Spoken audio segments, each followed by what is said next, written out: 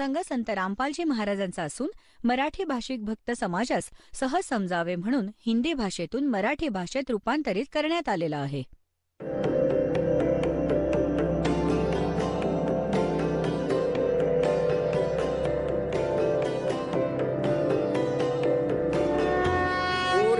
सब ज्ञानडी कबीर ज्ञान सो ज्ञान और जैसे घोड़ा तोब कायम करता चले मैदान.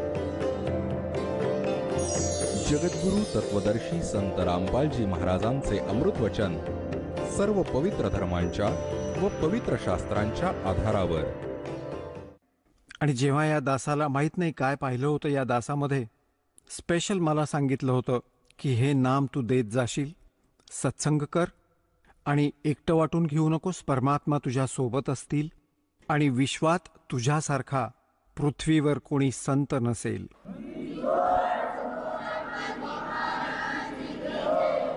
त्यावेळी माझ्या पूज्य गुरुदेवजींचं वय जवळजवळ 105 वर्षांचं होतं. आणि म्हणतात, साध बचन पलटे नहीं चाहे पलट जावा ब्रह्मांड. तर पुण्यात्म्यांनो, असं या आपण अनमोल ज्ञानाला सुरक्षित ठेवलं होतं. तर गरीबदास साहेबजींना म्हटलं होतं, बेटा आपण जा आणि प्रचार करा माझ्या वाणीचा, आणि असं याला गुप्त ठेवा आणि स्वतः जप करा या मंत्राचा, अन्य कोणाला. ते कबीर परमात्माही हेच म्हणाले होते की एक सुयोग्य शिष्य तुला संकेत देईन त्यालाच दे. तर असा संकेत होत होत हा माझ्या पूज्य गुरुदेवजींपर्यंत पोचला, मग या दासाला प्राप्त झाला. आणि सन 1997 मध्ये मार्च महिन्यात फाल्गुन शुद्ध एकादशीला परमात्म्याने या दासाला काही वेळासाठी दर्शन दिलं आणि म्हणाले की आता या सतनाम आणि सारनामाला करून टाक सार्वजनिक. वेळ आली आहे बेटा. पुण्यात्म्यांनो,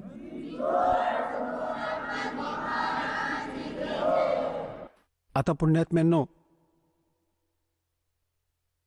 गरीबदासजी महाराजांना परमात्मा म्हणाले की आता तू जा परत बेटा आणि या सतनामाचा जप कर, तू लवकरच भक्तीचा धनी होशील. तुझी जी काही हानी झाली आहे ती यामुळे अक्षरशः भरून निघेल. मग त्याचा महिमा सांगितलाय परमात्म्याने. जे गरीबदासजींनी परमात्म्याकडून ऐकलेलं ज्ञान आहे ते कसं सांगितलंय की सतनाम पालड़े रंग होरी हो 14 लोक चढ़ावे राम रंग होरी हो 3 लोक पासंग धर रंग होरी हो तो ना तुलाया राम रंग होरी हो. सतनामाच्या एका श्वासाची किंमत पुण्यात्म्यांनो केवढी आहे. एका सतनामाच्या श्वास उच्छ्वासाने एका संपूर्ण मंत्राची कमाई होते. जसा आपण एक मंत्र श्वासातून बाहेर सोडता, दुसरा आत घेता, हा एक संपूर्ण जप झाला सतनामाचा. काही भक्त असमंजसपणात असतात. हा एक मंत्र समजा की बस सुरू ज्याने केला अंत दुसऱ्यामध्ये झाला, बस हा एक मंत्र. याची काय किंमत आहे आपण तर बालक आहात, आपल्याला माहीत नाही. हा तिथे डिपॉझिट होत असतो आपला परमात्म्याच्या सच्च्या दरबारात. की परमात्मा कबीर साहेबजींनी सांगितलं आहे, गरीबदास साहेबजींच्या माध्यमातून हे ज्ञान दिलं आहे की एका तराजूच्या एका पारड्यात तागडीच्या बॅलन्स इंग्रजीत म्हणतात या तराजूला, एका पारड्यात म्हणतात की सतनामाच्या एका स्मरणाची किंमत ठेवा, व्हॅल्यू. आणि म्हणतात की तराजूच्या दुसऱ्या पारड्यात 14 लोक ठेवा. हे 14 लोक कोणते? हा ब्रह्माजींचा लोक, विष्णूजींचा लोक, शिवजींचा लोक, स्वर्गलोक, आणि हा दुर्गाचा लोक, आणि हा ब्रह्मलोक, खालचा पाताळ लोक, आणि अन्य लोक. 6 लोक वेगळे आहेत. 7 आहेत तसे, पण हा पाताळ लोक वेगळा. या 3 लोकात गणला जातो स्वर्गलोक, पृथ्वीलोक आणि हा पाताळ लोक. एक महास्वर्ग आहे, एक धर्मराजाचा लोक, आणि हे प्रत्येक वेगवेगळे 98 हे 96 हे 88,000 खेडी आहेत. अशा प्रकारचे हे 14 लोक आहेत, जसे गोलोक, भूलोक, भुवलोक, अशा प्रकारचे बरेच 14 लोक होतात सर्व मिळून. तर काय सांगितले की 14 लोक हे एका बाजूला, आणि एक श्वास सतनामाची किंमत एका पारडीमध्ये. और 3 लोक पासंगदर है. ही पूर्ण पृथ्वी, पाताळ आणि स्वर्गलोक, ज्याला इंद्राचा लोक म्हणतात, या 3 लोकांची तर कशात गणनाच नाहीये. आता पासंग काय होता? पूर्वी तराजू असायचा, देशी पद्धतीचा, वाटतं अजूनही गावात असेल. आता तशीच लोखंडाची असेल, पूर्वी लाकडाची दांडी असायची. आता लोखंडी साखळ्या असतील, पूर्वी दोरी बांधलेली असायची पारड्याला, तर त्यात हाताने तोलत असत. एका दांड्याला एक दोरी बांधलेली असायची सेंटरला, तर दोन्ही बाजूला तराजू असायचा. तर आपल्या घरोघर हे काही कणिक घ्यायला यायचे व्यापारी लोक, गहू वगैरे तोलायचे, येऊन मोल करून घ्यायचे. तर त्यावेळी त्यांना प्रथम सांगितलं जायचं की लालाजी, पासंग तुझी तोलून दाखव तागडी. तो पाहायचा, एखादं पारडं वर खाली होत असेल तर त्या गव्हानेच एक मूठ गहू उचलून दुसऱ्या पारड्यात घालून त्याचा समतोल साधायचा त्या तराजूचा. त्याला पासंग म्हणायचे, की इतका पासंग आहे यात, इतकी चूक आहे यात. तर तो पासंग नीट करण्यासाठी एक मूठ गहू तर असेच टाकायचे त्यात, ते सौद्यात नसायचे. आणि सौदा तर असा असायचा की समजा 10 क्विंटल गहू घेऊन जा, तो सौदा आहे. तर परमात्मा म्हणतात के सतनाम पालड़े रंग होरी हो, और 14 लोक चढ़ावे राम रंग होरी हो. ये 3 लोक पासंग धरे रंग होरी हो, तो ना तुलाया राम रंग होरी हो. की तरीही ते सतनामाचं पारडं जड राहील, उचलणार नाही, आणि ते 14 लोक असलेलं वर उचललं जाईल. आता पुण्यात्म्यांनो, एका श्वास उच्छ्वासाची किती किंमत. तर आपण किती भक्ती घेऊन इथं आलो होतो. आपण आजीवन करत राहू, तेव्हा जाऊन ते पूर्ण होईल. आणि पुण्यात्म्यांनो, कारण की आपण आपल्या भक्ती कमाईला इथे वेस्ट खूप करतो, यामुळे ती लवकर साठू नाही शकत. कारण की आपल्याला काळाने असं गुंतवून टाकलं आहे, इच्छा नसतानाही कुठे ना कुठे ते पंक्चर होतच ते, कोणत्या ना कोणत्या कारणाने. कोणी मुलाला दुखावलं तर त्याला अंतरात्म्याने काळ इथे फसवतो. परंतु त्यावेळी आपण हा निश्चय केला पाहिजे की मुलाला परमात्म्याशी जोडायला पाहिजे, आणि मग तो स्वतः रखवाला आहे. हा मग विश्वास ठेवायला हवा की परमात्म्याशी जोडला गेला, त्याचा साथी आहे तो. त्याचं बिघडत काहीच नाही, पण आपलं हृदय कमजोर झालेलं असतं. इतके कष्ट उपसलेत युगानुयुगे. जसं म्हणतात की जसं कुत्र्याला कोणी लाठी मारतं आणि तो बिचारा इतका पीडित होऊन जातो, इतका त्रासतो, मग कुठेही बसलेला असेल आणि थोडासाही काही आवाज झाला असा लाठीसारखा, तिथेच बसल्या बसल्या ओरडायला लागतो. प्रत्यक्षात आजूबाजूला काहीच त्रास नाहीये. तर आपण एवढे दुःखी झालेले आहोत युगानुयुगे. आपण इतके भयभीत आहोत की न जाणो काय वीज कोसळेल या बाळावर, काय होईल बाबा. तर आपण घाबरत असतो, आणि आपण त्या भीतीमुळे ती भक्तीसुद्धा आपण त्यात काही ना काही विभागून तर टाकतोच. जसंही आहे आपण करत राहा. एक दिवस असा येईल, आपल्या सर्व लक्षात येईल, आणि मग भगवान त्यांचा रखवाला दिसून येईल आपल्याला. तर अशा प्रकारे आपण आपल्या भक्तीचा खूप नाश करतो, आशीर्वाद देऊन टाकतो. कोणाच्या डोक्यावर हात ठेवून, तुमच्या कोणी पाया पडलं, डोक्यावर हात ठेवला, आपली गेली पुंजी खूप मोठी. कारण की ज्याच्याजवळ काही असेल तोच तर देऊ शकेल. आता पूर्वी हा रिवाज कसा पाडला होता काळाने, कारण की आपले आजोबा पणजोबा आणि खूप खूप पूर्वीच्या मागच्या जन्मातील जेवढेही आमच्या पिढ्या किंवा महापुरुष झाले ते खूप भक्तियुक्त असायचे. त्यांची वचने सफल होत होती आणि ते काय करायचे की आपल्या मुलांना आशीर्वाद द्यायचे. भगवान करो तुझं असं असं हो, भगवान करो तुझं तसं हो, आणि असं होऊ दे, तुला तो नातू हो, तुला पुत्र हो. तर असे ते आपल्या पुंजीला नष्ट करत असत.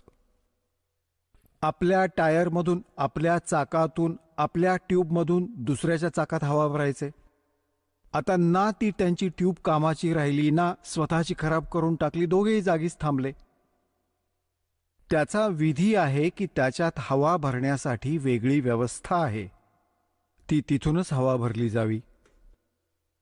तर समजणाऱ्याला इशाराच खूप असतो.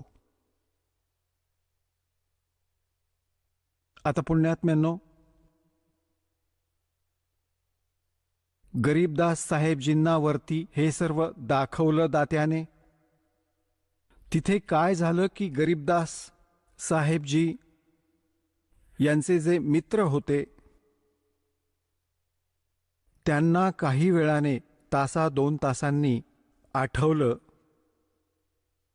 की बाबा तो गरीबू कुठे गेला. गरीबदासजींना गावात गरीबू म्हणायचे, शॉर्टकटमध्ये म्हणायचे. गावात हे अशीच हाक मारतात. गरीबला गरीबू म्हणत असत. आणि गरीबदास साहेबजी चुडाणी गावाचे भाचे होते. जन्म त्यांचा तिथे चुडाणीमध्येच झाला होता. त्यांच्या आजोबांना कुणी पुत्र नव्हता, म्हणजे गरीबदासजींचे मामा नव्हते. ज्या कारणाने आदरणीय गरीबदास साहेबजींच्या पूज्य पिताश्रींना तिथे घर जावई ठेवले होते. तर अशा प्रकारे थोडी पार्श्वभूमी आपल्याला सांगणं आवश्यक आहे. तर तिथेच त्यांचा जन्म झाला होता. तर गुराख्यांनी पाहिलं की अरे, त्या मुलीचा मुलगा कुठे आहे, तो आपल्या गायींजवळ का उभा नाहीये. बऱ्याच 2-3 तासांनी त्यांच्या लक्षात आलं. मालकांची कृपा होती. त्यातला एक आला आणि म्हणाला, बाबाजी निघून गेले असतील. त्यांनी येऊन पाहिलं, गरीबदासजींचे शरीर असे बसले आहे.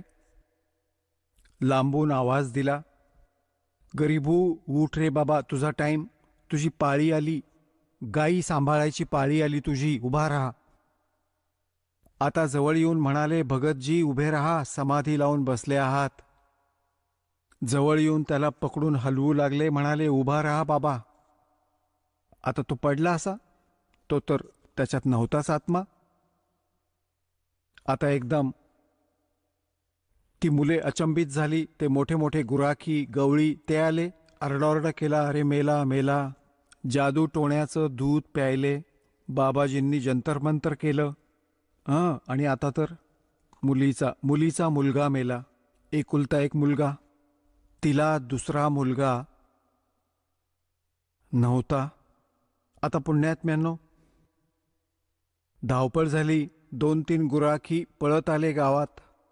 1.5 किलोमीटर अंतरावर शेतापासून गाव होतं चुडाणी. तर तिथे समजताच साऱ्या गावामध्ये हाहाकार माजला. छोटंसं गाव होतं, 30-40 घरं होती. आणि आई वडील हे दुःख सहन नाही करू शकले, ते बेशुद्ध झाले.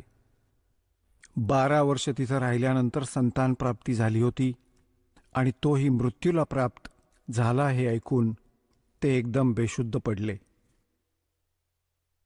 आता पळाले सगळे अनवाणी पायांनी.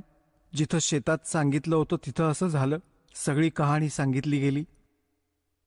आता तिथं जाऊन पाहिलं, मुलगा खरोखरच मरण पावला आहे. त्यांना उचललं, गावामध्ये आणलं. मग आपल्या त्या कुळातील लोक एकत्र जमले. त्यांना उचलून स्मशानभूमीत चितेवर ठेवलं. अंतिम संस्कार करण्याची तयारी केली. अग्नी लावणारच होते तेवढ्यात परमात्म्याने त्या आत्म्याला बॉडीमध्ये पाठवलं, शरीरात परत सोडलं. एकदम उभे राहिले गरीबदासजी. थरथरायला लागलं सगळं शरीर. असं असं हलून एकदम उभे राहिले आणि उठून मग जी वाणी परमात्म्याने त्यांच्या हृदयात फीड केली होती त्याच ज्ञानाला बोलू लागले. अन्य कोणतीच गोष्ट बोलत नव्हते. अनंत कोट ब्रह्मांड का एक रति नहीं भारे, सतगुरु पुरुष कबीर हैं ये कुल के सिरजनहारे। अजब नगर में ले गए हमको सतगुरु आने, जल के बिंब अगाध गति हम सूते चादर ताने। अजब नगर में ले गए हमको सतगुरु आन म्हणजे येऊन. अजब नगरात घेऊन गेले, सतलोकात घेऊन गेले. और जल के बिंब अगाध गति वो देखी रोशनी न्यारी, हम सूते चादर ताण. म्हणजे तिथे निश्चिंत होतो, तिथे दुःख कष्ट काही नाही राहिले. आता आम्हाला दृढ विश्वास झाला. आता ही वाणी बोलू लागले. धर्मराय दरबार में दे कबीर तलाक, मेरे भूले चूके हंस को तू पकड़िए मत कजाक। बोले पुरुष कबीर से धर्मराज कर जोड़े, तुमरे हंस न चंपूंगा मन 2 लाख करोड़े। कर्म ब्रह्म ब्रह्मांड के मैं पल में करहूं नेस, जिन हमारी 2 देई सो करो हमारे पेश। आता ही वाणी बोलू लागले. गाववाले समजू नाही शकले. त्यांनी तर असा अंदाज बांधला की हा मुलगा वेडा झाला आहे. बाबाजींनी जंतर मंतरचं दूध पाजलं. कुमारी गाईचं दूध ते तर पापाचं होतं. तर असा विचार केला, घरच्यांनी असा विचार केला, काही हरकत नाही, मुलगा जिवंत तर झाला. जसाही वेडा गबाळा आहे, साधा भोळा वेडा मेंटल, पडून राहील मुलगी याला बघून, आपली जिवंत राहील, नाहीतर ही पण आजारी पडेल रडून रडून. हा विचार करून संतोष मानला की पागल तर झाला, काही हरकत नाही, आता मुलगी याच्या आधारे स्वतःचा वेळ घालवेल, असा विचार करून समाधान मानलं. 3 वर्ष झाली गरीबदास साहेबजी ना कुणाशी विशेष बोलत, ना काही काम करत, माहीत नाही कुठे निघून जायचे, आणि हे वाणी बोलू लागतात, एकटेच उभे राहून बोलू लागतात, आणि हे वर बघत राहतात की काय सतलोक. आता कसं मन लागणार या घाण लोकात. पण आदेश भगवानाचा झाला. अशी 3 वर्ष निघून गेली. 13 वर्षांचं आयुष्य गरीबदास साहेबजींचं झालं. एक दिवस एक दादूपंथी महात्मा, जे एक वाणिया जातीतील होते, वैश्य जातकुळीतला होता, आणि तो दादू पंथामध्ये संत झाला होता. तिथून दीक्षा घेतलेला होता. मुलंबाळं असणारा होता. वय अंदाजे 60 वर्ष होतं. आणि घर त्यागून तो वैराग्यातच फिरायचा. आता पुण्यात्म्यांनो, त्याचं नाव होतं गोपाळदास. आता थोडंसं इथे हे की प्रसंग हा चालू आहे की काय विधी आहे परमात्मा प्राप्तीचा, आणि कोणते ते जप आहेत जे भगवंत प्राप्तीचे मंत्र आहेत, कोणकोणत्या महापुरुषांना ते मंत्र प्राप्त झालेत. तर आदरणीय दादूसाहेबजी यांची पण थोडीशी इथे ती कथा ऐकवतो, अमरकथा. आदरणीय दादूसाहेबजी यांचा एका तेल्याच्या घरी जन्म होता, आणि हे जेव्हा 7 वर्ष वयाचे होते, बाहेर खेळत होते मुलांमध्ये, परमात्मा असेच जिंदा महात्म्याच्या रूपात कबीर साहेब यांना येऊन भेटले, आणि यांनाही असंच ज्ञान दिलं. परमात्म्याने ज्ञान ऐकवलं. अजूनही काही मुलं बसली होती. त्यांनी तर काय केलं ते हे गरीब कबीर परमेश्वरांनी काय केलं की आपल्या ओंजळीत एक लोट्याने पाणी घेतलं, एक घोट तोंडात, आणि पानाची पानं होती तिथे, पानाची छोटी छोटी लहान लहान पिंपळासारखी, त्या पानाच्या पानावर ते पाणी असं चूळ भरून टाकलं. चूळ टाकली आणि म्हणाले, बाळा, नाम घे तू दादू, आणि हे जल प्यावे लागेल. तो म्हणाला, आणा महाराज. असे करून पिऊन टाकले परदेशी. आता म्हणतात ते, मल अखाड़ा जीतेंगे ये युगन युगन के माल. लख भर सूरा जूझ ही लख भर सामत दे. लख भर यती जहान में तो सतगुरु शरणा ले. गोता मारू स्वर्ग में जा बैठू पाताल. कह कबीर ढूंढता फिरूं अपने हीरे मोती लाल. अन्य जी मुलं होती ती सगळी उठून पळाली. ह्याने तर उष्ट पाणी प्यायलं कुणाचं, याच्या जातीचा पत्ता नाही असा हा, असे ते गावात पळून आले.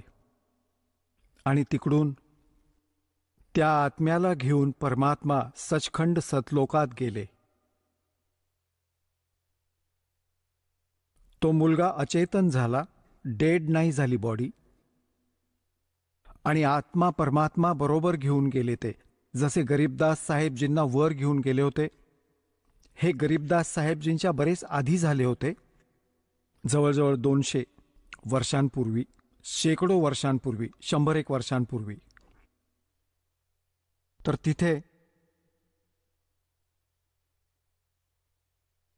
तिकडे गावात समजलं की मुलगा उशिरापर्यंत नाही आला, तर ज्या मुलांबरोबर तो खेळत होता त्यांना बरोबर घेऊन गेले. की कुठे आहे तो, कुठे सोडून आला त्याला, जिथे खेळत होता तो बाबाजींजवळ. याने त्यांचं उष्ट पाणी प्यायलं. तर तिथे जाऊन पाहिलं तर दादूसाहेबजी मृत होते. मेले नव्हते, अचेत पडले होते. आता हाहाकार माजला, रडू लागले. वैद्य डॉक्टरांना दाखवलं, झाडफूक झाली. 3 दिवस आणि 3 रात्री गेल्या. असे अचेतन राहिले. तिकडे परमात्मा त्या प्रिय आत्म्याला स्वतःचा साक्षीदार बनवण्यासाठी वर सतलोकात घेऊन गेले. आणि तशाच प्रकारे जसा गरीबदासजींना परिचय करून दिला होता तसा करून दिला. परमात्मा तेजोमय शरीरयुक्त सतलोकात त्या सिंहासनावर विराजमान होते. खालून तसेच साधू संत म्हणजे जिंदा महात्म्याच्या रूपात गेले होते वर. तशाच प्रकारे चौरी ढाळू लागले. मग ते तेजोमय शरीर परमात्मा उभे राहिले आणि खालून वर गेलेले महात्मा परमात्मा जे जिंदाच्या रूपात होते ते बसले आणि तशाच क्रिया झाल्या सर्व. आणि चौरी ते तेजोमय शरीर असलेले भगवान ढाळू लागले. दादूजींना ही शंका आली की भगवान तर हा दिसत होता जो तेजोमय शरीरवाला आहे, आणि हा बाबाजी बसला सिंहासनावर. समजलं नाही हा काय चमत्कार आहे. एवढ्यात ते तेजोमय शरीर त्या कबीर त्या परमात्म्याच्या शरीरात सामावले, जिंदाच्या शरीरात. तेव्हा परमात्मा म्हणाले की बाळा दादू, जा खाली तू. माझं नाव कबीर आहे. मी काशीमध्ये विणकर बनून राहिलो होतो, असं गरीबदासजींना सांगितलं होतं परमात्म्याने. की मी बेटा तिथेही राहिलो 120 वर्ष. हेच ज्ञान मी तिथेही दिले. आणि गरीबदासजींना तर एवढंही म्हणालो होतो की हे काळाचे दूत जे कबीर पंथात आले आहेत त्यांनी नाश केला आहे त्या ज्ञानाचा, आता यांना परत कर. दादूसाहेबजी तर गरीबदासजींच्या आधी झाले होते. त्यांना विशेष ज्ञान नाही दिलं, परंतु स्वतःचा परिचय नक्कीच दिला. कारण त्यांना माहीत होतं की यांना हे ज्ञान दिलं तर यामध्ये घुसलेले लोकही हे बिघडवून टाकतील. तर म्हणण्याचा अर्थ असा आहे की दादूसाहेबजींना सर्व परिचय देऊन परत सोडलं. 3ऱ्या दिवशी जेव्हा मुलगा शुद्धीवर आला तेव्हा आनंदाचे वारे वाहिले आणि दादूसाहेबजी त्या कबीर परमेश्वराच्या महिम्याचे गुणगान गाऊ लागले. तर काय सांगतात, तर दादूसाहेबांनी परमात्मा कबीर परमेश्वरांचा महिमा कसा ऐकवला याचा कलमतोड ऐकवतो आपल्याला. परमात्म्याने दादूसाहेबांनी सांगितलं आहे, जो जो शरण कबीर के तिरगे अंत अपारे. दादू गुण के कहूँ कहत न लागे कहत न पावे पार. जो जो शरण कबीर के वो तिरगे अंत अपारे. दादू गुण की कहूँ कहत न आवे पार.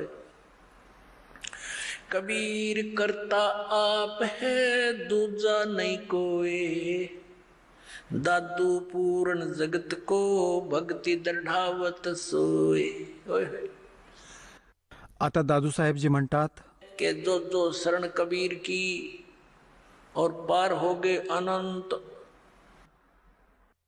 आणि म्हणतात की त्या परमात्म्याचं गुणगान मी या मुखाने काय महिमा सांगू, काय गुण गाऊ त्या महात्मा परमात्म्याचे। कबीर करता आप है दूजा ना कोई,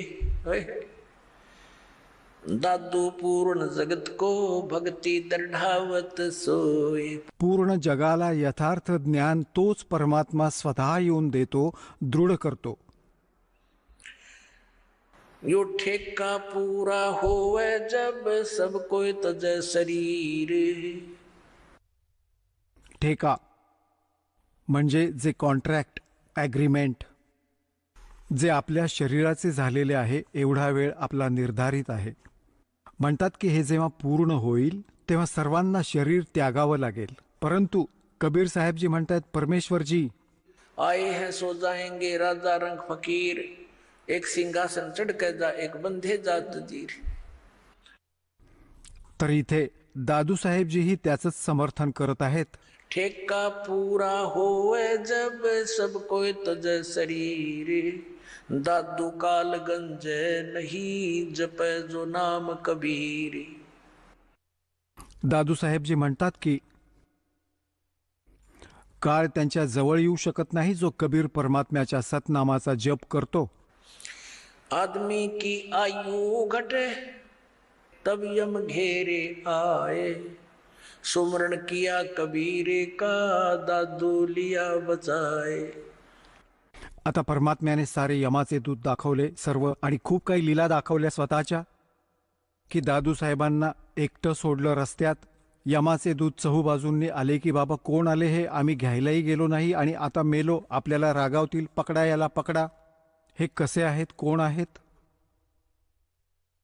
तर त्यावेळी दादूसाहेबांनी परमात्म्याचं स्मरण केलं। त्याचवेळी कबीर साहेब प्रकट झाले, म्हणाले, बेटा कुठे राहिला होतास तू मागे? तो दृश्य बघू लागला तर एकदम पळाले ते दूत की एकमेकांच्या वर पडले, इतक्या लांब वेगाने तर खूप पळाले होते। तर हे परमात्मा म्हणाले की बेटा जेव्हा भक्तिहीन प्राणी शरीर सोडून जातो तेव्हा त्यांना यमाचे दूत घेरतात, आणि जसं तू माझं स्मरण केलं तसं या नामाचा जप जर अजून कोणी केला ना, भक्त तर करेलच, कारण तो आधीपासूनच प्रॅक्टिस करत असतो, आणि त्याच्याच मुखातून मग हे परमात्म्याचं नाव निघेल, तर मग यमाचे दूत जवळ नाही येऊ शकत। तेच मग आपल्या अनुभवांना दादूसाहेबजी सांगत आहेत। आदमी की आयु घटे तब यम घेरे आए, सुमरण किया कबीर का दादू लिया बचाए। मेट दिया अपराध सब, सर्व पापे माफ केली मज दासाची, दादूसाहेबजी म्हणत आहेत। मेट दिया अपराध सब आए मिले छन माही, दादू संग ले चले वो कबीर चरण की छाही। सेवक देव निज चरण का दादू अपना जाने, बरंगी सत कबीर ने कीन्या आप समाने। आता काय सांगत आहेत दादूसाहेबजी की माझे सगळे अवगुण माफ केले भगवानाने, आणि एका सेकंदाच्या आत माझ्याजवळ उपलब्ध झाले, आणि आपल्या सोबत घेऊन निघाले मालक मला, आणि म्हणतात की हे दाता मला आपल्या चरणांचा, आपल्या चरणधुळीचा दास समजा। सेवक देव निज चरणाचा, म्हणजे हे देव, हे भगवान, हा सेवक आपल्या चरणांचा नोकर आहे, धूळ आहे, नित्य सेवक आहे, आणि याला आपला जाण हे दाता।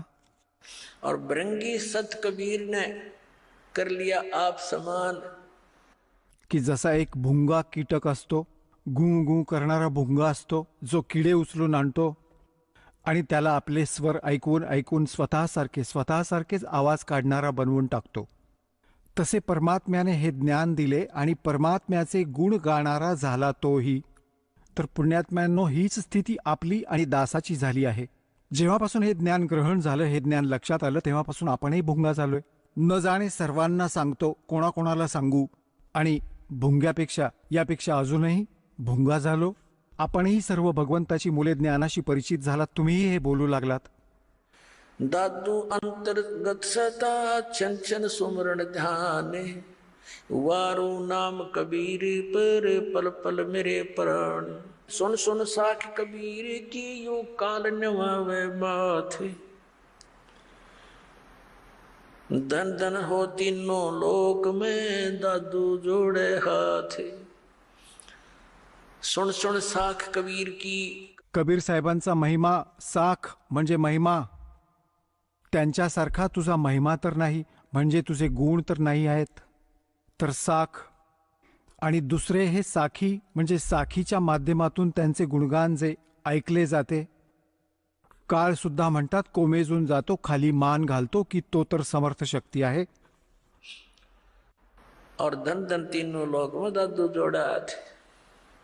केरी नाम कबीर का ये विषम काल गजराजे, दादू भजन प्रताप ते ये भाग्य सुनत आवाजे. आता पुण्यात्म्यांनो, कशी तुलना केली आहे दादूसाहेबजींनी, की इथे हा काळ समजा एक हत्ती आहे. हत्ती इतर प्राण्यांपेक्षा खूप तगडा आणि त्याचं खूप सुंदर एक शरीर.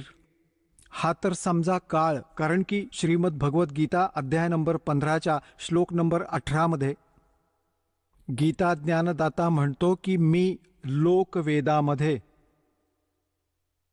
बोलल्या ऐकल्या ज्ञानाच्या आधारे मी पुरुषोत्तम प्रसिद्ध आहे.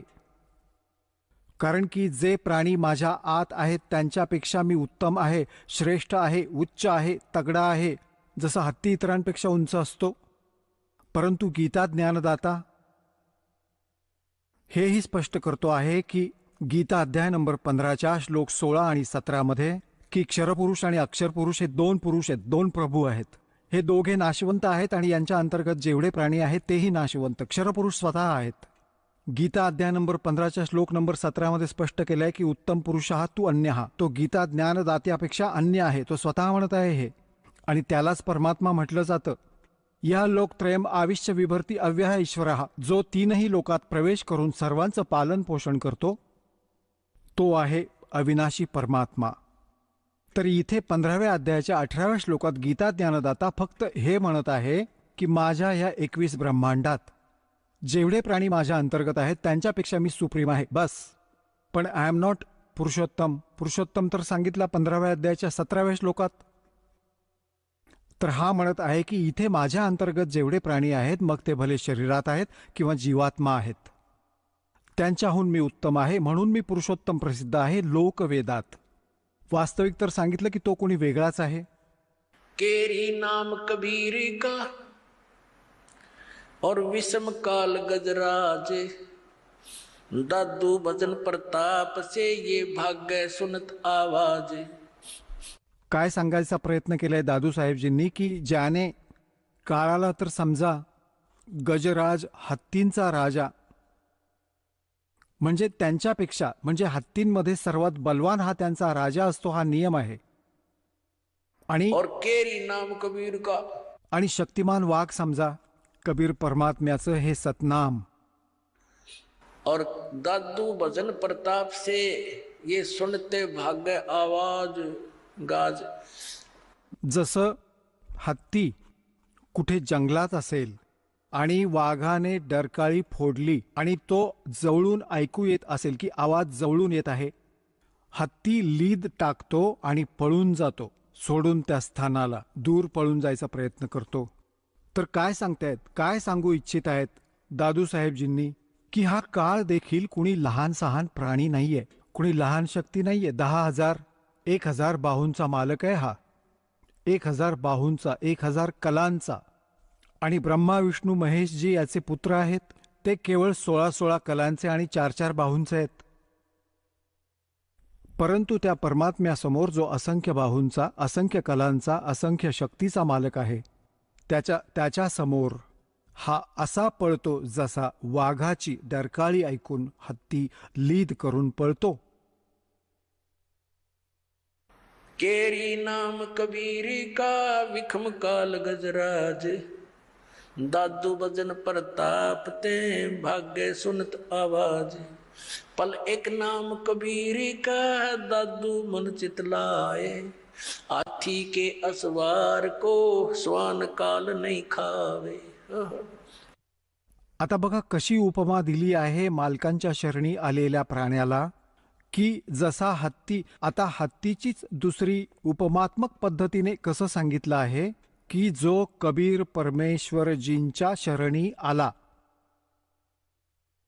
तो तर समजा या काळाच्या रेंजपासून रीचपासून पोचण्यापासून एवढा दूर गेला जसं कुणी हत्तीवर बसला असेल आणि त्यांना कुत्रे हानी नाही पोचवू शकत. ते हाथी के असवार को स्वान काल नहीं खावे। हत्तीवर जो बसला आहे तो तर समजा भक्त परमात्म्याचा आणि काळ समजा कुत्रा. आता हत्तीवर बसलेल्या व्यक्तीला कुत्रा काही हानी नाही पोचवू शकत, तर हा काळ तर इतका, काळाच्या रेंजपासून काळाच्या पोहोचण्यापासून आपण एवढे पार झालात, जाणून बुजून जर हत्तीवरून खाली पडलात तर मग कुत्रा पोटरी धरेल तुमची, आणि जर त्याच्यावरून खाली नाही उतरलात तर कुत्रा काही नाही करू शकत. तर परमात्म्याच्या मर्यादेपासून दूर होताच तो तर तयारच बसलाय, तो भुंकतच आहे, कधी फाडून खातोय याला. तर हे उदाहरण देऊ इच्छित आहेत दादूसाहेबजी.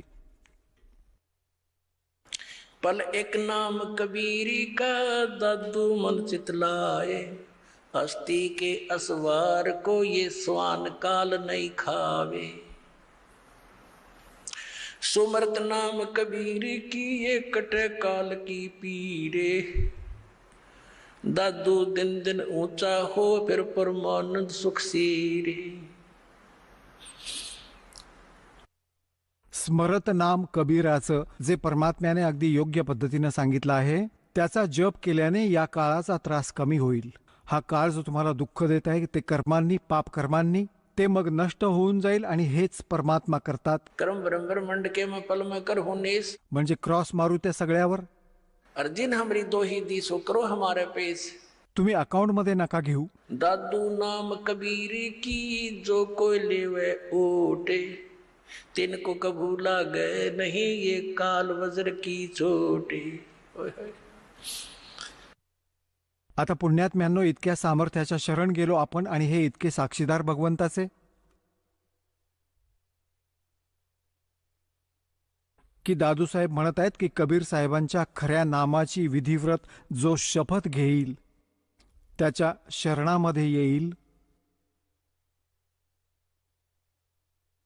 उनको कबू लागे नहीं ये काल वज्र की चोटे। हा काळ जसे तुम्ही पाहता दुर्घटनेमध्ये, जोपर्यंत तुमचं नाम ठीक आहे, कनेक्शन जोडलेलं आहे, तोपर्यंत आपल्याला शरण आहे, प्रोटेक्शन आहे, परमात्म्याचं कवच आहे आपल्यावर.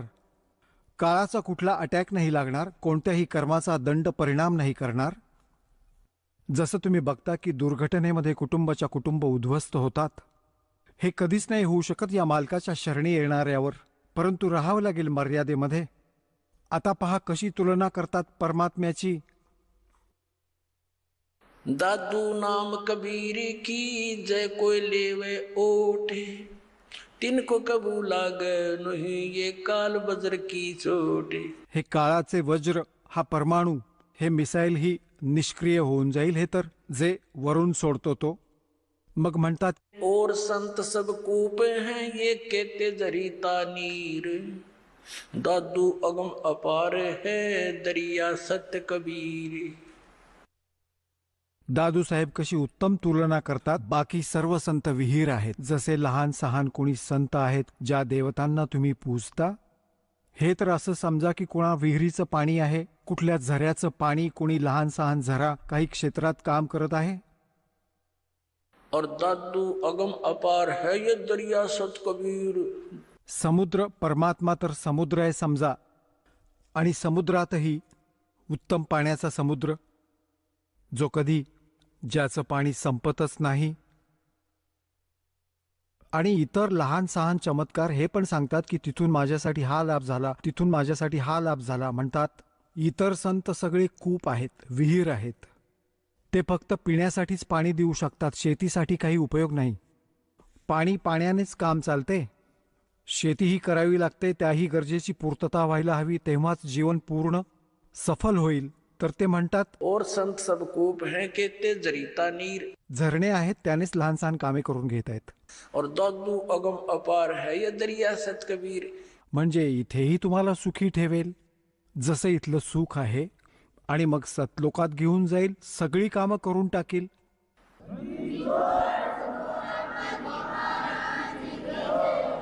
अब ही तेरी सब मिटा ये जन्म मरण की पीरे, श्वास उश्वास सोमर ले दादू नाम कबीर.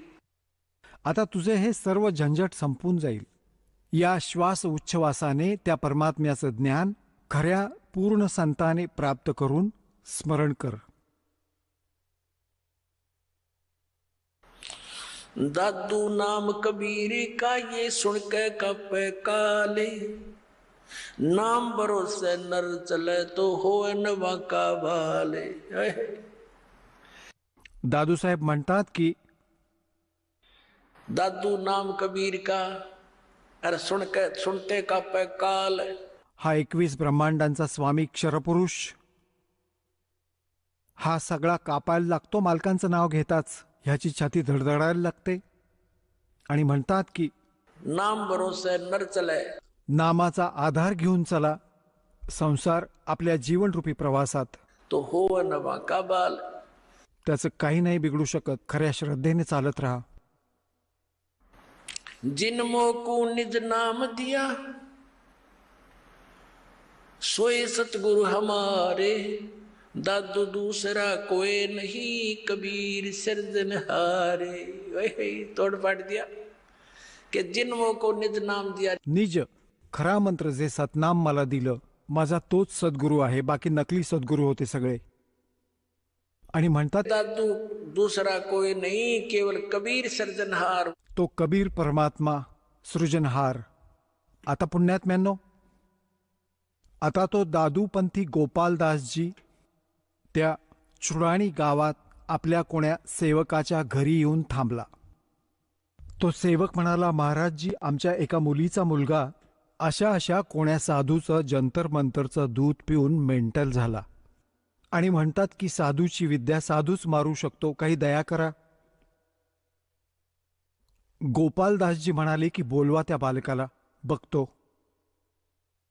आता तो सेवक जो माणूस होता तो गेला त्या गरीबदास साहेबजींच्या आजोबांच्याकडे की बाबा असं असं माझ्याकडे एक संत येतात, मुलीच्या मुलाला त्याला दाखवून घेऊ, तो म्हणतो की मी नीट करेन याला. तर 5-7 गावातले जे असतात कुटुंबातली माणसं, त्यांचे आजोबा आणि गरीबदास या 13 वर्षाच्या बालकाला घेऊन गेले.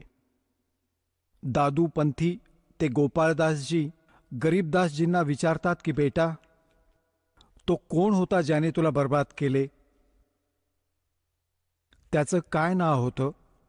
आता गरीबदासजी म्हणाले की मला बर्बाद नाही केले, मला आबाद केले महात्माजी. हम सुल्तानी नानक तारे दादू को उपदेश दिया, जात जुलाहा वेद न पाया का सीमय कबीर होया. जेव्हा ही वाणी बोलले तेव्हा त्याच्या हृदयात लागले हे पहिले वचन की मी आपण सर्वांना पार केले. कोणाकोणाला? को हम सुल्तानी नानक तारे दादू को उपदेश दिया. त्याच पुण्यात्मा, त्याच परमात्मा आणि परमात्मा आदरणीय नानक साहेबजींना, आदरणीय दादू साहेबजींना, आदरणीय मुलुकदास साहेबजींना, आदरणीय धरमदास साहेबजींना, आदरणीय गरीबदास साहेबजींना, आदरणीय घिसादास साहेबजींना भेटले होते. तर इथे म्हणत आहे हम सुल्तानी नानक तारे. अब्राहिम सुलतान अदमला बुलक बुखारामध्ये तेच परमात्मा आले होते. त्याला 100 लीला करून नरकातून काढले होते. आपण तर या मायेला सर्वस्व समजून बसलो राजपाठाला, आणि परमात्म्याने हे विष सांगितलं आहे जो भक्ती नाही करत त्याच्यासाठी. तर काय सांगितलं? हम सुल्तानी नानक तारे दादू को उपदेश दिया, और जात जुलाहा भेद नहीं पाया का सीमाए कबीर होया. अजब नगर में ले गया हमको सतगुरु आन, और जल के बिंब अगाध गति हम सूते चादर ताड़। अलल पंख अनुराग है सुन मंडल रे थीर, दास गरीब उधार दिया मुझे सतगुरु मिले कबीर। अलल पंख अनुराग है। माझं तर जणू आलेलं पक्ष्यासारखं माझ्या मुलाबाळांवर आई वडिलांवर लक्ष असतं. अशी तर माझी त्या मालकांच्या प्रती श्रद्धा जडली आहे. माझं तिकडे लक्ष असतं. आणि मला सद्गुरू कबीर साहेब भेटले. ते तिथे वर राहतात, सतलोकात सचखंडात राहतात. डोळ्यांनी पाहिलेलं सांगितलं गरीबदास साहेबजींनी, हे दादूसाहेबांनी सांगितलं. आता ते बाबाजी बघू लागले. ते म्हणाले, गावकऱ्यांनो हा वेडा नाही, वेडे तर तुम्ही आहात. हा तर अमृतवाणी बोलत आहे, निज स्थानाची निज वचने सांगत आहे, परमात्म्याची अमर वचने. त्या 60 वर्षांच्या महात्म्याने 13 वर्षांच्या मुलासमक्ष हात जोडून म्हणाले की महाराज, ही वाणी लिहून ठेवा, कलियुगात कामी येईल. गरीबदासजी उठून चालू लागले आणि तो महात्मा मागे मागे. त्यांना तर माहीत होतं की संत परमात्मा न जाणो कधी कुणावर कृपा करतील आणि कुणाला त्यांचं ज्ञान देतील. त्याच्या मागे मागे महाराज लिहून ठेवा. तिसऱ्या दिवशी गरीबदासजी म्हणाले की जर पूर्ण लिहिलंस गोपाळदास, मध्येच सोडून पळून जाऊ नकोस. म्हणतो की बाबा नाही, मी तर पूर्ण फ्री झाले, गावातून घरातून पोराबाळांचं लग्न झाले, 60-61 वय झालंय माझं. आता जोपर्यंत तुम्हाला हवंय आजन्म लिहून घ्या दाता, बरोबर राहीन. त्यांची गरीबदास साहेबांची स्वतःची एक बोरांची बाग होती. त्यामध्ये एक शमीचा दाट सावली असलेला वृक्ष होता. त्याखाली बसून लागले लिहायला, कारण उन्हाळ्याचे दिवस होते. मग जसा जसा वेळ होत गेला, 6 महिन्यांपर्यंत लिहित राहिले. गरीबदास साहेबजी बोलत होते, ते दादूपंथी गोपाळदास लिहित होते. ती अमृतवाणी, तो अमर इतिहास, ते सूक्ष्म वेदाचं पूर्ण स्वच्छ रूप गरीबदास साहेबजींच्या माध्यमातून कबीर परमात्म्याने ते पुन्हा प्रकट करवले, जे दास तुम्हाला ऐकवतो. बोलो सतगुरुदेव.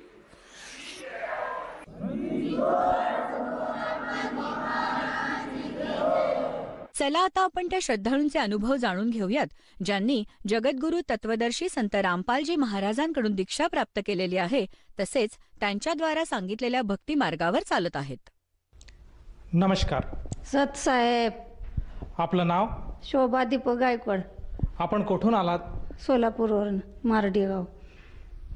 आपला व्यवसाय काय आहे? काय नाही, मोलमजुरी करून शेतात लोकांचे खत. संत रामपालजी महाराजांची गुरुदीक्षा आपण कधी घेतली? 2018ला. संत रामपालजी महाराजांची गुरुदीक्षा घेण्याअगोदर आपण व आपला परिवार कोणती भक्ती साधना करत होतात? ही पारंपरिक पहिल्यापासून चालत आलेली ती भक्ती करत होतो. देवी देवताची, शंकराची, पार्वती देवीची नारळ फोडणे, शंकराची भक्ती करणे, पांडुरंगाला जाणे, भजन कीर्तन करणे, पोथी पुराण वाचणे, शिवलीला अमृत वाचायचं आणि हरिपाठ वाचायचं आणि नवनाथ ग्रंथ वाचायचं, दिवे भगवद्गीता, हे सर्व पोथी पुराण जे होते ना, ते सर्व आम्ही करत होतो.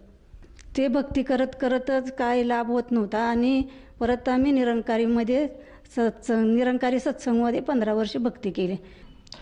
जसं आपण सांगत आहात की आपण पूर्वीपासूनच भक्ती मार्गात होतात, जसं की महाराष्ट्रामध्ये जी प्रचलित भक्ती साधना आहे, जसे मंदिरात जाणे, देवदेवतांची पूजा करणे, व्रतवैकल्य करणे, या सर्व भक्तिविधी आपण करत होतात. त्याचप्रमाणे आपण निरंकारी पंथाबरोबर जुडल्या गेला होतात. तर मला असं विचारायचं आहे, जे काही निरंकारी जो पंथ आहे, त्या पंथाने आपल्याला कोणत्या प्रकारची भक्तिविधी दिली होती आणि कोणत्या प्रकारची भक्तिसाधना आपण त्या पंथामध्ये करत होतात? एक तुई निरंकार मै तेरे शरणामयीनं बक्षलो, आणि परमात्मा आपल्या समोर आहे, अंग संग आहे, हवेत आहे, असं त्यांनी सांगितलं होतं.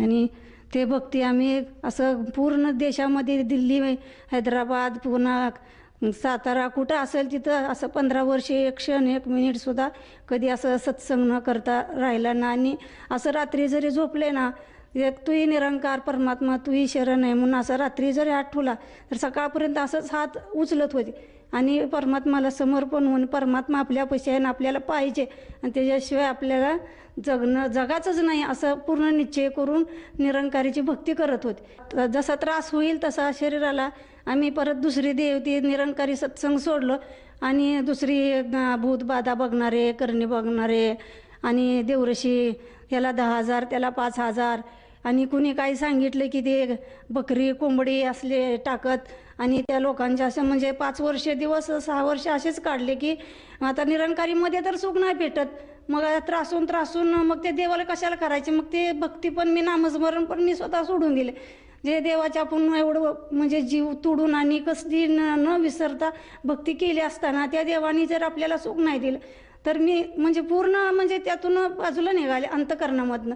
आणि मग मला जी त्रास होता मग सारखं जात शरीराला अति लोड होत गेला आणि मी कुणी देवरशाकडे गेलं 10,000 कुठं 5,000, कुणी देवीची खेटे सांगितले, कुणी देवी घ्यायला सांगितली आणि असं करता करता मला जी शरीराला त्रास तकलीफ जी चालू झाली त्याच्यापासून मला काही सुख लाभलं नाही आणि उलट मी त्रासच सोसत गेले। जसं आपण सांगत आहात की जेव्हा आपण निरंकारी पंथाबरोबर जोडल्या गेला होतात आणि त्यांनी जी भक्तिमार्ग आपल्याला सांगितला त्या भक्तिमार्गात आपण जी भक्तिसाधना करत होतात त्यातनं आपल्याला कुठल्याही प्रकारचा लाभ प्राप्त झाला नाही, उलट आपल्याला कष्टच मिळत होते। तर मला असं विचारायचं आहे की संत रामपालजी महाराज यांच्या मार्गाबद्दल किंवा यांच्या भक्तीबद्दल आपल्याला माहिती कशी मिळाली आणि आपण त्यांच्या शरणात कसे आलात? जिथं आम्ही बघण्यासाठी ते गोरक्षनाथाच्या देवळामध्ये जात होतो त्यांनी ती ज्यांनी आम्हाला असं ही भूतबाधा बघत होते आणि त्यांच्याकडे गेलो होतो ना त्यांनाच दुसऱ्यांनी सांगितले की हे भक्ती बरोबर नाही आणि तुम्ही कबीर परमात्माच्या सद्गुरू संत रामपालजी महाराजाच्या सत्संगमध्ये या, ज्ञानगंगा वाचा आणि भक्ती मार्ग समजून घेऊन मार्ग चला। मग त्यांनी पहिला गेले आणि त्यांना माझा असह्य त्रास असा म्हणजे बघवला जात नव्हता, त्यांनी स्वतः बघत असताना मग त्यांनी मला हा मार्ग दाखवला आणि मला या परमात्माच्या सद्गुरू संत रामपालजी महाराजाचा ती परमार्थ मार्ग त्यांनी दाखवला आणि मी या मार्गामध्ये परमात्माची नामदीक्षा घेतली। जसं आपण सांगत आहात की आपल्याला जो पूर्वीचा त्रास होता त्या त्रासामुळे आपण त्या त्रासापासून मुक्त होण्यासाठी वेगवेगळ्या साधू संतांकडे जात होतात, भगत मंडळीकडे जात होतात, जो काही पाहणारा मंडळी असतो, जे काही भगत आज महाराष्ट्रामध्ये आहेत, जे बोकडे कापून किंवा अन्य काही विधी करून त्यापासून मुक्तता करण्यासाठी प्रयत्न करतात त्यांच्याकडे आपण जात होतात। परंतु त्या भक्ताने स्वतः संत रामपालजी महाराजांचं ज्ञान ऐकलं आणि त्यातनं त्याला कळालं की संत रामपालजी महाराज हेच खरं ज्ञान देतात आणि त्यांच्या भक्तिविधीमुळेच आपल्याला लाभ होऊ शकतो। आणि त्यांनी तुम्हाला सांगितलं की तुम्हीसुद्धा संत रामपालजी महाराजांची दीक्षा घ्यावी। तर तुम्ही दोघांनीसुद्धा संत रामपालजी महाराजांची गुरुदीक्षा घेतली आणि संत रामपालजी महाराजांची भक्तिविधी आपण करत आहात आज। तर या भक्तीमुळे आपल्याला व आपल्या परिवाराला काय काय लाभ प्राप्त झालेत? खरा परमार्थ मिळाला, पहिला लाभ खरा परमार्थ मोक्षाचा मार्ग, आपल्याला खरा बाप सतलोकला घेऊन जाणारा भेटला आणि आत्मतृप्ती पहिला करून घेतली झाली मला आणि म्हणजे शांतता आत्म्याला मिळाली आणि परत परमात्मा जी माझी बाधा होती परमात्माने सद्गुरू संत रामपालजी महाराजांनी भक्तिविधी जी दिले मंत्र त्याच्यातून माझ्या शरीरातून जी बाधा मला त्रासदायक होती, मला जी यातना होत होत्या ते आपोआप अशा नाहीशा होऊन गेल्या, ते मला कळालं पण नाही आणि मी त्या संकटमुक्तातून सद्गुरू संत रामपालजी महाराजांनी मला जे संकट यातनादायक होतं ना त्याच्यापासून मी आज सुखी आहे आणि मला कसली झोप नव्हती आणि अन्न मी आता आहे की नाही सतत मला जीव जावं आणि जगूनी असं हे हर क्षण हर मिनिट वाटत होतं। तर आज मी सद्गुरू रामपालजी महाराजाच्या शरणात आल्यामुळं आणि त्यांची भक्तिविधी स्वीकारून त्यांच्या मार्गाला चालल्यामुळं तर मी आज जीवनामध्ये सुखी आहे आणि मला जे संकट माझे होते ते सद्गुरू संत रामपालजी महाराज मला संकट मुक्त करून मला जीवन जगण्याचा आणि मोक्षाचा मार्ग दाखवून मला सतलोकला घेऊन जाणार आणि मी परमात्मापाशी जाणार ही मला पूर्ण खात्री आहे आणि मी पूर्ण निष्ठेने माझ्या परमात्म्याला समर्पण होऊन भक्ती करून मला माझ्या आत्म्याला तृप्तता मिळून मी सुखी जीवन जगत आहे। जसं आपण सांगत आहात की संत रामपालजी महाराजांच्या सद्भक्तीमुळे गुरुमंत्रामुळे आपल्याला जे कष्ट होते ते कष्ट पूर्णपणे दूर झालेत आणि आपण आज सुखी समाधानी आयुष्य जगत आहात। तर मला असं विचारायचं आहे, हा तर आपल्याला एक शारीरिक लाभ झालाच, या व्यतिरिक्त आपल्याला आणखीन काही लाभ प्राप्त झालेत का? माझा मुलगा 1-2 वर्ष नोकरी शोधत होता आणि कसली जरी नोकरी आली तर त्याला ते नोकरीवर घेत नव्हते आणि नोकरी लागत नव्हती, असं म्हणजे आम्ही बेघर झालो होतो की मी सद्गुरू संत रामपालजी महाराजांना शरण जाऊन प्रार्थना केली, परमात्मा हे मुलाला जर एवढं आयुष्यामध्ये नाही जर काम लागलं तर मग आम्ही काय खायचं, म्हणून असं प्रार्थना केली पूर्ण मनापासून परमात्माने. तर परमात्माने मला येऊन स्वप्नामध्ये सांगितले की परमात्मा तुझ्या लेकराचं मी व्यवस्थित असं करतो म्हणले की माझ्या मुलाला नोकरी लागली आणि आम्ही त्यातून आज सुखी जीवन जगतोय. आमची आई, मी सत्संग आरती परमात्माची घरात करत होते, तर करत असताना तिने फक्त ऐकत होती, नामदीक्षा नाही घेतली होती. तरी तिला पॅरालिसिसचे झटके 4 आले एका दिवसामध्ये आणि त्यातून ती एकदम नॉर्मल आणि व्यवस्थित होऊन सुखरूप होऊन कसलाही रिपोर्ट न म्हणजे असं काही नाहीच असं म्हणून समजा MRI सर्व सुखरूप येऊन आज माझी आई त्याच्यापासून सुखी आहे. आणि तिसरा लाभ म्हणलं तर मावशी आमच्या घराला आली होती आणि ती बादली करंट तापाला पाणी ठेवलेलं होतं, ते करंटची बादली तिने अचानक मी परमात्माला आंघोळ करून दंडोर प्रणाम कराले तेवढ्यात तिने येऊन हात लावली असताना ते बादली आपोआप करंट पण तिला नाही लागला, मला बी नाही लागला आणि आईला नाही लागला आणि पाणी आपोआप थंडगार झालं आणि सद्गुरू संत रामपालजी महाराजांनी आम्हाला एकदम सुखरूप असं हातात झेलल्यासारखं कसलाही दुःख दर्द न होता आम्हाला एकदम म्हणजे इजा कसलीही परमात्माने होऊ दिली नाही आहे आणि आम्ही त्यातून सुखरूप आहे. अशी संत सद्गुरू रामपालजी महाराजाची आमच्यावर कृपा अपाट आहे आणि आम्ही त्यांच्यापासून सुखी आहोत. जसं आज आपण सांगत आहात की संत रामपालजी महाराजांच्या दयेने आपल्याला व आपल्या परिवाराला बरेचसे लाभ प्राप्त झाले आहेत आणि जी सद्भक्ती आपण करत आहात त्यामुळे आपल्याला जे येणारे संकट आहेत त्यातून आपली मुक्तता होत आहेत. तर ह्या अनुषंगाने आपण जो भगत समाज आज आपल्याला टी व्हीवर बघत आहेत किंवा जे श्रद्धाळू आज भक्तीसाठी तळमळत आहेत त्यांना आपण काय संदेश द्याल? मी संदेश कोण देणार, आपला परमात्मा सद्गुरू संत रामपालजी महाराज संदेश देतात आणि सर्व भक्तिविधी समजावून सांगणार.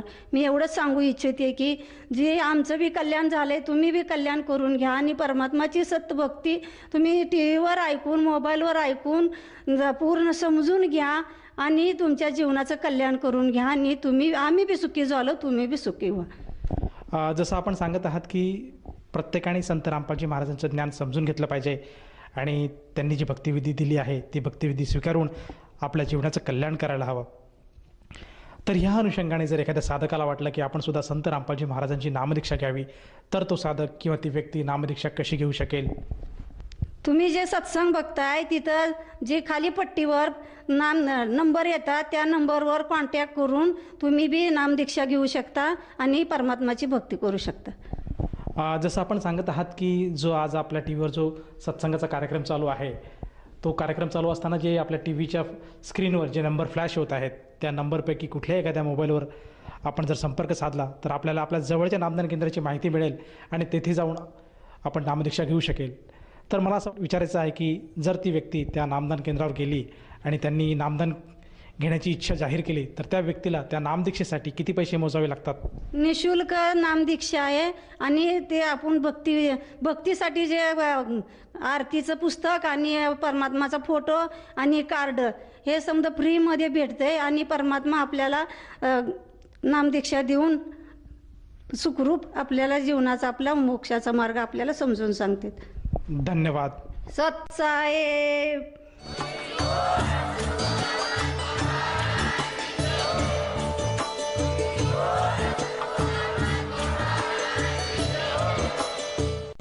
आपण ऐकत होता जगद्गुरु तत्वदर्शी संत रामपालजी महाराजांचे मंगल प्रवचन. निःशुल्क नामदीक्षा प्राप्त करण्यासाठी आणि अधिक माहितीसाठी संपर्क करा 7030303951 7030303952. आमची वेबसाईट आहे www.jagadgururampalji.org. सर्व पवित्र धर्मांच्या व पवित्र शास्त्रांवर आधारित प्रमाणित अनमोल पुस्तक ज्ञानगंगा किंवा जगण्याचा मार्ग यापैकी कोणतेही एक पुस्तक निःशुल्क मागवण्यासाठी आम्हाला आपले पूर्ण नाव, पूर्ण पत्ता, पिनकोड सहित आणि फोन नंबर लिहून 7030303951 7030303952 नंबरवर SMS करू शकता किंवा आम्हाला 70303030